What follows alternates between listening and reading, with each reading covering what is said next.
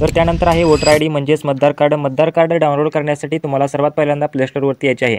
Play स्टोरवरती आल्यानंतर ECI net हे नवीन application जे आहे ते गव्हर्नमेंट ॲप आपल्याला इन्स्टॉल करायचे आहे. इन्स्टॉल केल्यानंतर ओपन करायचे आहे. तर ओपन केल्यानंतर अशा प्रकारे हे ॲप्लिकेशन दिसेल. तर त्यानंतर तुम्हाला इथे भरपूर ऑप्शन दिसतील. खाली पहा एक ऑप्शन आहे डाउनलोड ई वोटर कार्ड आणि कंसात आहे ई-पिक हा ऑप्शन दिसेल. तर या ऑप्शनवरती तुम्हाला क्लिक करायचे आहे. क्लिक केल्यानंतर तुमचा मोबाईल नंबर टाकून OTP टाकायचा आहे. जर तुमचं यावरती अकाउंट नसेल तर खाली न्यू युजरवरती क्लिक करून अकाउंट बनवू शकता. माझे अकाउंट आहे तर मी ते मोबाईल नंबर टाकून सेंड OTP वरती क्लिक करतो. OTP आल्यानंतर OTP टाकून लॉग इन करायचे आहे. लॉग इन केल्यानंतर इथे आपल्याला enter your voter I D EPIC number म्हणजेच तुमचा मतदार कार्डचा जो नंबर असेल तो नंबर इथे टाकायचा आहे. नंबर टाकून खाली आपल्याला महाराष्ट्र स्टेट निवडायचे आहे. महाराष्ट्र स्टेट इथे निवडलेला आहे आणि त्यानंतर खाली फेस डिटेल्स वरती क्लिक करायचे आहे. फेस डिटेल्स वरती क्लिक केल्यानंतर तुमचं इथे मतदार कार्ड दाखवलं जाईल. तर मित्रांनो मोबाईल नंबर लिंक असेल तरच इथे तुमचं मतदान कार्ड डाउनलोड होईल. तर खाली प्रोसीड बटनावरती क्लिक करायचे आहे. तुमच्या मोबाईलवरती एक OTP पाठवला जाईल. तो OTP इथे टाकून घ्यायचा आहे आणि व्हेरीफाय बटनावरती क्लिक करायचे आहे.